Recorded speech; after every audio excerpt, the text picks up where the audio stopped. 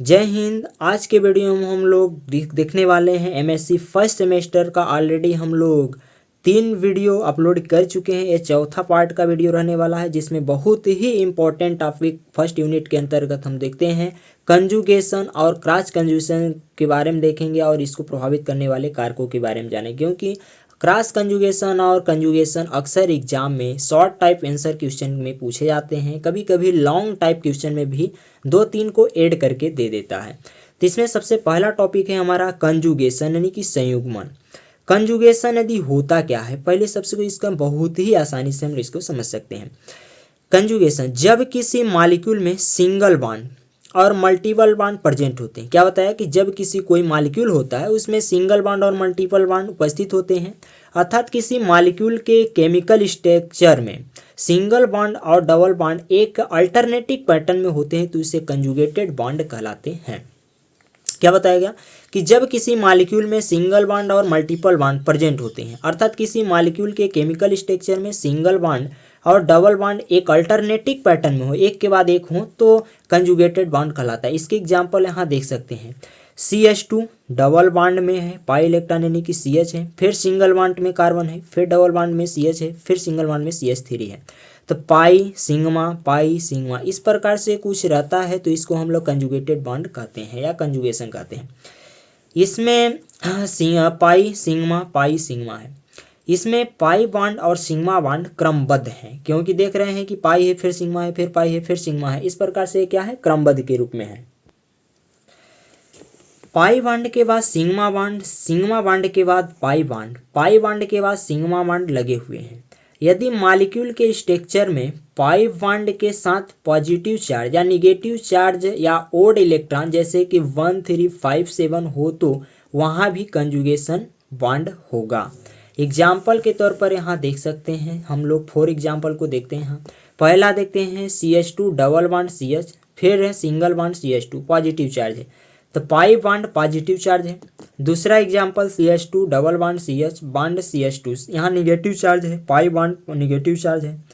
फिर यहाँ third number example देख सकते हैं, CH डबल बॉन्ड CH, फिर बॉन्ड है नाइट्रोजन के ऊपर लोन पेयर है H2, तो यहाँ pi bond lone pair electron है। फिर चौथा एग्जाम्पल बेंजीन देख सकते हैं, पाई बॉन्ड है, फिर सिग्मा बॉन्ड है, फिर पाई बॉन्ड है, फिर सिग्मा बॉन्ड है। यदि एक से ज़्यादा पाई बॉन्ड कंजुगेशन पैटर्न में हो, तो केवल एक पाई बॉन्ड को काउंट करेंगे। जैसे यहाँ CH triple bond CH bond CH double bond CH2 है। यदि कंजुगेशन में पॉजिटिव में यानी कंजुगेशन पोजीशन में, क्या बता रहा है कि यदि कंजुगेशन पोजीशन में एक से अधिक लोन पेयर इलेक्ट्रॉन हो, तब भी एक ही लोन पेयर इलेक्ट्रॉन को काउंट करते हैं। जैसे यहाँ CH2 डबल बॉन्ड CH, इसमें ऑक्सीजन में 2 लोन पेयर हैं, लेकिन एक ही को काउंट करते हैं, ऑक्सीजन H जुड़ा हुआ है हाइड्रोजन। यदि कंजुगेशन पोजीशन में एक ही जगह में पाई बॉन्ड और पॉजिटिव चार्ज या निगेटिव चार्ज या लोन पेयर इलेक्ट्रॉन हो, तो हम पाई बॉन्ड को कंसीडर यानी विचार करना करते हैं। कंसीडर मतलब विचार करना करते हैं। जैसे यहाँ CH2 डबल बॉन्ड CH, फिर single bond CH double bond CH positive charge है, एग्जाम्पल है। अब देखते हैं हम लोग टाइप्स ऑफ कंजुगेशन, आखिर कंजुगेशन कितने प्रकार का होता है। तो जो हमारा कंजुगेशन का प्रकार है, उसमें पहला प्रकार है पाई कंजुगेशन। क्या है पाई कंजुगेशन? क्या होता है कि जब कंजुगेशन पाई बॉन्ड के मध्य में होता है, तब उसे पाई कंजुगेशन कहते हैं। क्या बता रहा है कि जब कंजुगेशन पाई बॉन्ड के मध्य में होता है, तो उसे पाई कंजुगेशन कहते हैं। एग्जाम्पल के तौर पर देख सकते हैं बेंजीन। क्या है इसमें? बेंजीन। एग्जाम्पल बेंजीन का देख सकते हैं, इसमें पाई बॉन्ड के मध्य कंजुगेशन हो रहा है। कंजुगेशन का जो नेक्स्ट प्रकार है, दूसरा नंबर, वो है पाई और सिग्मा कंजुगेशन। पाई और सिग्मा कंजुगेशन, जब कंजुगेशन पाई और सिग्मा बॉन्ड के मध्य में होता है, तो उसे पाई सिग्मा कंजुगेशन कहते हैं। क्या होता है कि जब कंजुगेशन पाई और सिग्मा बॉन्ड के मध्य होता है, तो उसे हम पाई सिग्मा कंजुगेशन कहते हैं। एग्जाम्पल के तौर पर देख सकते हैं कि CH2 double bond CH2 single bond carbon, फिर है सिंगल बॉन्ड हाइड्रोजन जुड़ा हुआ है। अब हम लोग तीसरे प्रकार के बारे में देखते हैं, sigma P orbital conjugation, sigma P orbital conjugation. जब कंजुगेशन सिग्मा और पी ऑर्बिटल के मध्य में होता है, क्या होता है कि जब कंजुगेशन सिग्मा और पी ऑर्बिटल के मध्य में होता है, जहां पी की जगह पॉजिटिव या निगेटिव या लोन पेयर होते हैं। इसके एग्जाम्पल देख सकते हैं, 3 एग्जाम्पल है। CH2 double bond, CH single bond, carbon के ऊपर पॉजिटिव चार्ज H2 जुड़ा हुआ है। तो यहाँ से देख सकते हैं कि ये बॉन्ड ट्रांसफर हो गया, यानी कि CH2 के ऊपर हो जाएगा, यहाँ से सिंगल बॉन्ड यहाँ ट्रांसफर होकर यहाँ आ जाएगा। इसमें बॉन्ड ट्रांसफर हुआ है क्योंकि CH2 सेम रहेगा एज इट इज। ये सिंगल बॉन्ड हो जाएगा, यहाँ डबल बॉन्ड है, सिंगल बॉन्ड हो जाएगा पॉजिटिव चार्ज के साथ, और यहाँ सिंगल बॉन्ड है तो डबल बॉन्ड हो जाएगा। यहाँ दूसरा देख सकते हैं example, CH2 double bond CH है, यहाँ निगेटिव चार्ज में है, तो निगेटिव चार्ज यहाँ हो जाएगा, डबल बॉन्ड यहाँ होगा, यानी बॉन्ड का ट्रांसफरिंग हो जाता है। यहाँ CH2 double bond CH minus में है, CH में लोन पेयर, तो लोन पेयर यहाँ हो जाएगा और डबल बॉन्ड यहाँ रहेगा। ये वाला बॉन्ड यहाँ ट्रांसफर हो जाएगा, लोन पेयर यहाँ आ जाएगा। अब देखते हैं हम लोग कंजुगेशन को प्रभावित करने वाले कारक, यानी कि इफेक्ट ऑफ कंजुगेशन, युग्मन के प्रभाव, यानी युग्मन के क्या क्या प्रभाव है। कंजुगेशन क्रिया किसी मॉलिक्यूल के फिजिकल कांस्टेंट एंड उनके केमिकल प्रॉपर्टीज को इफेक्ट करती है। पहला इसमें हीट ऑफ हाइड्रोजिनेशन, यानी हाइड्रोजीकरण की क्रिया। किसी ओलिफिन उदाहरण ब्यूटीन फर्स्ट की हाइड्रोजिनेशन हीट एक डबल बॉन्ड के कारण 30.3 किलो कैलोरी प्रति मॉलिक्यूल है। इस आधार पर 1,3 ब्यूटाडाइन जिसमें कि 2 डबल बॉन्ड प्रेजेंट हैं। हाइड्रोजिनेशन की हीट 2 गुणे 30.3 डबल बॉन्ड बराबर हो जाएगा, यानी 60.6 किलो कैलोरी प्रति मॉलिक्यूल होना चाहिए, किंतु गणना के द्वारा मान जो है 57.1 किलो कैलोरी प्रति मॉलिक्यूल पाई गई है, जो 60.6 से 57.1 बराबर 2.9 किलो कैलोरी प्रति मॉलिक्यूल कम है। यहाँ ब्यूटीन फर्स्ट है, देख सकते हैं CH2 double bond CH into CH2 into CH3, normal butane CH3 CH2 CH2 CH3। यहाँ 1,3 butadiene CH2 double bond CH single bond CH double bond CH2, फिर CH3 CH2 CH2 CH3 normal butane. इस प्रकार का अंतर conjugated system वाले लगभग सभी प्रकार के कंपाउंड में पाया गया है, तथा यह अंतर एरोमेटिक कंपाउंड जैसे कि बेंजीन आदि में और अधिक पाया गया है। अब नेक्स्ट है हमारा बॉन्ड लेंथ, बंध लंबाई के द्वारा भी कंजुगेशन प्रभावित होता है। कंजुगेशन बॉन्ड लेंथ को भी इफेक्ट, क्या बता रहा है कि जो कंजुगेशन होता है वह बॉन्ड लेंथ को भी इफेक्ट करता है, क्योंकि इस परिघटना में जो कंजुगेटेड मेथड का डबल बॉन्ड मॉलिक्यूल की सामान्य बॉन्ड लेंथ को रिजोनेंसी क्रिया के कारण प्रभावित हो जाती है। Carbon single bond carbon, carbon double bond carbon के कुछ गुण ग्रहण कर लेता है, जैसे 1,3 ब्यूटाडाइन में carbon single bond carbon length गणना प्रेक्षित यानी कार्बन डबल बॉन्ड करना, इसमें 1.54 एंगस्ट्रॉम, 1.46 एंगस्ट्रॉम, 1.34 एंगस्ट्रॉम, 1.39 एंगस्ट्रॉम। इसी प्रकार का योग आदि क्रियाओं को भी प्रभावित करता है।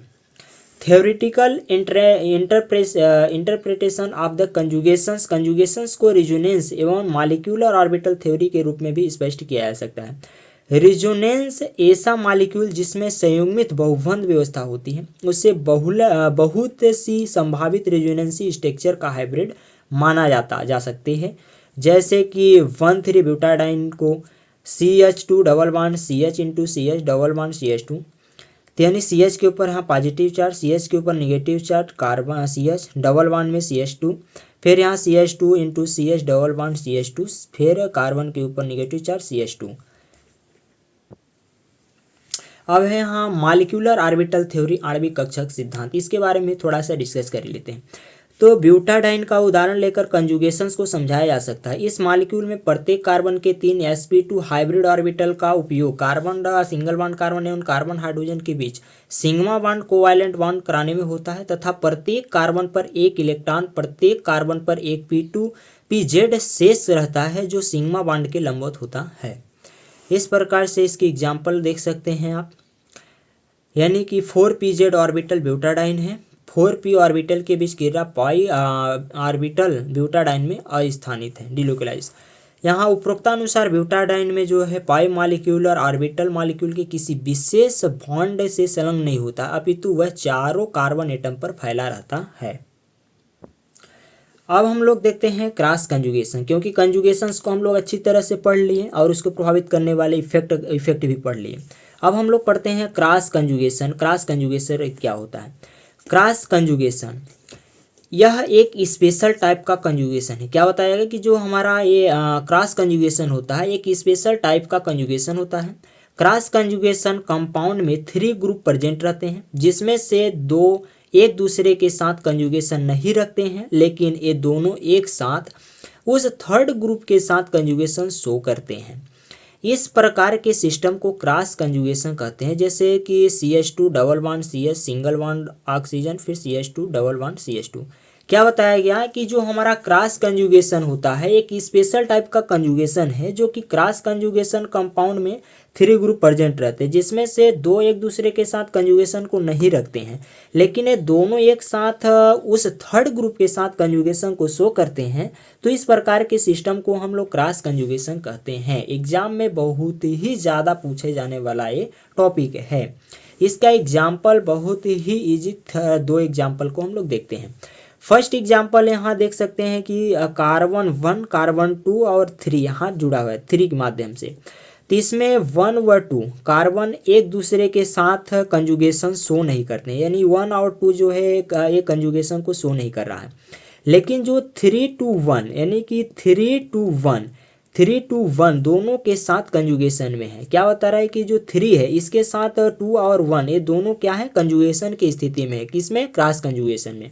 अब दूसरा एग्जाम्पल देख सकते हैं हम यहाँ बेंजीन, ठीक है। इस प्रकार से हाँ कार्बन CHO कार्बोनिल ग्रुप जुड़ा हुआ है, यहाँ C डबल बॉन्ड में ऑक्सीजन।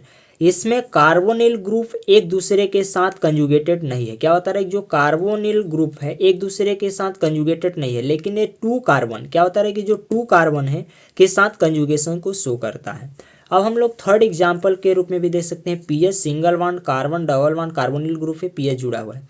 चौथा एग्जाम्पल यहाँ देख सकते हैं CH2 double bond CH carbon के साथ यहाँ CH2 और CH2।